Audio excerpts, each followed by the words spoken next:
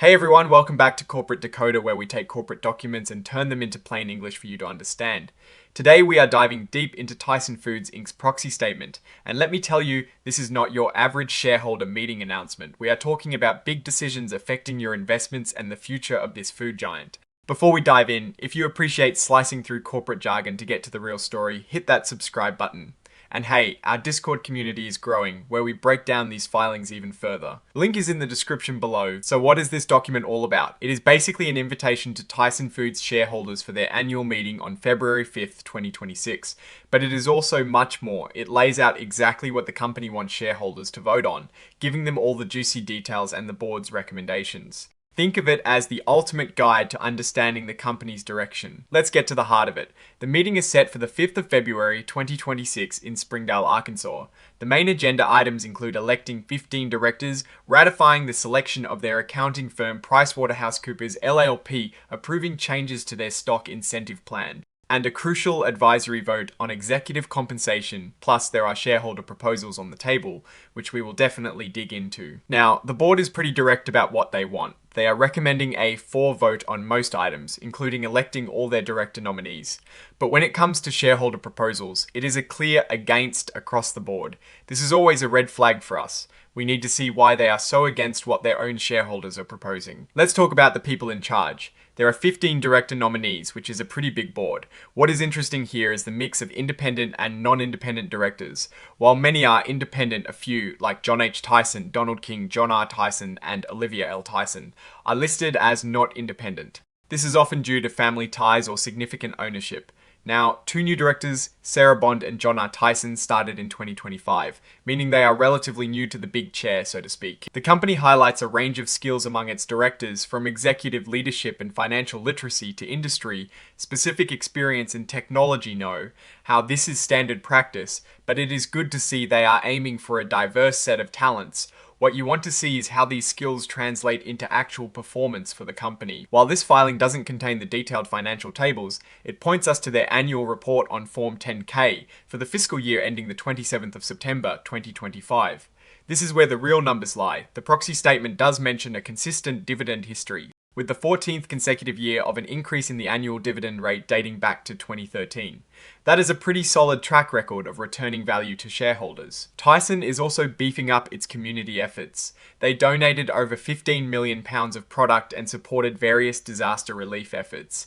This is good corporate citizenship, and it can certainly help with their image. They are proud of their governance practices, mentioning things like a majority of independent directors, good board and committee attendance, and strong stock ownership requirements for their leaders. These are all positive signs that the company is trying to run a tight ship. Alright, let's get to the part that always gets attention: executive compensation. Tyson emphasizes a strong link between pay and performance, stating that around 87% of target compensation for their top brass was at risk in fiscal year 2025. That means a good chunk of their pay depends on how well the company does. They also highlight a balanced mix of short and long term incentives and challenging performance targets. The real meat of executive pay lies in performance metrics. For fiscal year 2025, the Compensation Committee focused on adjusted operating income for their annual incentive plan. For long-term incentives, they looked at a 3-year cumulative adjusted operating income and a comparison of total shareholder return against the S&P 500 Consumer Street Aples Index. This multifaceted approach is designed to align executive interests with shareholder value. Now, how do you actually vote? Tyson is using the internet and mail-in options, and they sent out a notice about it.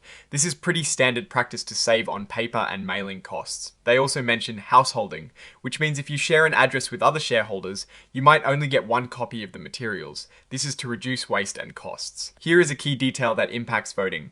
Tyson has a dual-class stock structure. Class A common stock gets 1 vote per S-share, while Class B common stock gets 10 votes per S-share. This is a big deal because it means a small number of Class B shareholders can have a much larger say in company decisions. As of the 8th of December 2025, the Tyson Limited Partnership controlled almost all of the Class B stock, giving them a massive chunk of the total voting power. This is why you see shareholder proposals often pushing for a one-share, one-vote system, and why Tyson's board is recommending against them. This section really highlights that dual-class structure. The Tyson Limited Partnership owns nearly 100% of the Class B stock, giving them almost 72% of the total voting power. Big institutional investors like Vanguard and BlackRock own significant amounts of Class A stock, but their voting power is diluted by that Class B stock. Let's get back to the directors. The board is proposing 15 nominees. Noticeably, Kevin McNamara, a current director, is not being put forward for re-election, and his term ends at the annual meeting. The company thanks him for his service. It is always interesting to see who is leaving and who is coming on board. The board is emphasizing its commitment to good governance. They've got independent directors, regular executive sessions for those directors, and committees overseeing key areas like audits, compensation, and strategy. They also explain their board leadership structure with a chairman and a lead independent director, and how they approach risk oversight. It sounds like they are trying to be transparent and accountable. Now we're getting to the shareholder proposals. The first one asks for voting results to be disclosed separately by share class. This is directly related to that dual class stock structure we talked about. The proposal argues, and I think it is a fair point, that with Class B shareholders having so much more voting power, it is important for Class A shareholders, especially unaffiliated ones, to see how their votes line up against the majority control. They cite examples like the 1 vote per share proposal in 2021, which got 88.1% support from unaffiliated shares, but only 20% overall. The board argues against this, saying current disclosures are enough, and that this would make them an outlier. But is transparency really an outlier? This next proposal is about environmental responsibility.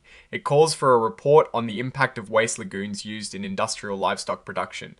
The proposal points out risks like worker and community health issues, water contamination, and reputational damage, even mentioning a past wastewater spill that led to a hefty settlement. The company, however, is strongly opposing this. They state they have robust environmental management systems, comply with laws, and require suppliers to do the same. They also dismiss the reference to the past spill, saying it was from a poultry facility, not a pork processing one with lagoons, implying the proposal is irrelevant. This is a classic corporate maneuver to downplay issues. This third shareholder proposal focuses on the impact of immigration policies, given that immigrants make up a significant portion of Tyson's workforce, especially in meatpacking. Changes in immigration law and enforcement could seriously affect their labor supply and operations. The proposal references statistics showing immigrants are 33% of us meatpacking workers, and around 35% of Tyson's own workforce are immigrants. It also points to concerns about E-Verify accuracy and the potential for massive job losses if certain programs are eliminated. The board's response is that they oppose illegal immigration, have robust hiring practices, use E-Verify, and are part of the image program to ensure authorized workers. They believe changes in policy do not materially alter their ability to comply, and that the report is unnecessary. Now, let's dive into the nitty-gritty of executive pay. Tyson breaks down their compensation philosophy, emphasizing shareholder alignment, attracting top talent, and linking pay to performance.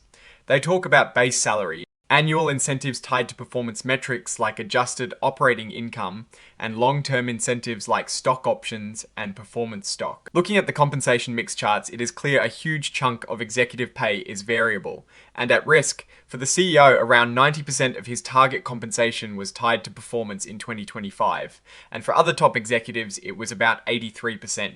This is a substantial amount, which is a good sign for shareholders, as it means executives are incentivized to perform. This table is the heart of executive compensation. For fiscal year 2025, Donnie King, the CEO, took home a total compensation of over $34 million. A huge portion of that, nearly $20 million, came from stock awards. John H. Tyson, the chairman, also had a substantial total compensation of over $17 million, with a significant chunk from stock awards as well. Even the chief financial officer, Kurt Callaway, earned over $6 million.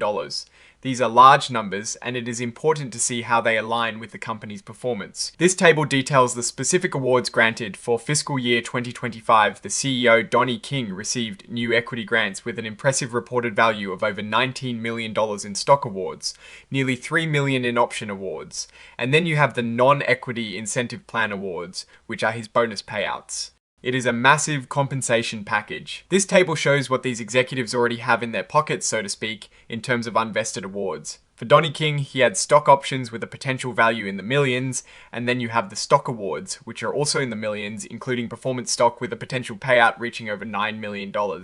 This shows significant long-term alignment. Here is a juicy one, the CEO pay ratio. For fiscal year 2025, the CEO's total compensation was over $34 million, and the median employee's compensation was a little over $43,000. This results in a pay ratio of approximately 798 to 1. That means the CEO made about 798 times what the median employee made. This is a stat that always sparks debate. While the company explains its methodology, it is still a striking difference. This section is all about whether pay actually matched performance. In fiscal year 2025, the CEO's compensation was over $34 million, but after adjustments, the compensation actually paid was about $31.9 million. For the non-PO NEOs, the average compensation actually paid was about $6.6 million. How does this compare to performance? Their total shareholder return, meaning the growth of the stock price plus dividends, had a value of $106.07 for every $100 invested. Net income was $507 million, and adjusted operating income was a solid $267 million. The audit committee has reviewed the financial statements and PwC as their auditor. This is standard stuff, but it confirms independent oversight of financial reporting. This section is always worth a look for potential conflicts of interest. Tyson mentions lease payments for wastewater treatment plants where family members of John H. Tyson and the Tyson Limited Partnership have an interest. They also sold artwork for $162,000 to an entity owned by John H. Tyson and his children, John R. Tyson and Olivia L. Tyson. Additionally, employment details for relatives of Noel White and Donnie King are disclosed. While these seem to be reviewed and deemed fair by the governance committee, it is worth noting the family's continued deep involvement in transactions with the company. This section lays out the rules for shareholders wanting to propose something for the next meeting or nominate directors. It is important for shareholders to know how to get their voices heard officially. Finally, we have the proposed amendment to the stock incentive plan. The main change is to remove a $5 million cap on cash payments for certain stock awards. The company argues this cap is no longer applicable under current tax regulations and is not industry standard. This plan allows for various equity incentives like stock options and performance stock, and it is crucial for attracting and retaining talent. So, what is my take on Tyson Foods after looking at this filing? On the positive side, they've got a consistent dividend history and a robust executive compensation structure that ties pay to performance, with a large portion being at risk. Their governance highlights also suggest a focus on strong oversight. However, there are a few areas that raise an eyebrow. The dual-class stock structure, as highlighted by the shareholder proposals, definitely concentrates voting power. While it can provide stability, it also means the voice of some shareholders might be significantly diluted. The shareholder proposals themselves, particularly around environmental impacts and immigration policy, indicate areas where shareholders are pushing for more transparency and action beyond what the company currently provides.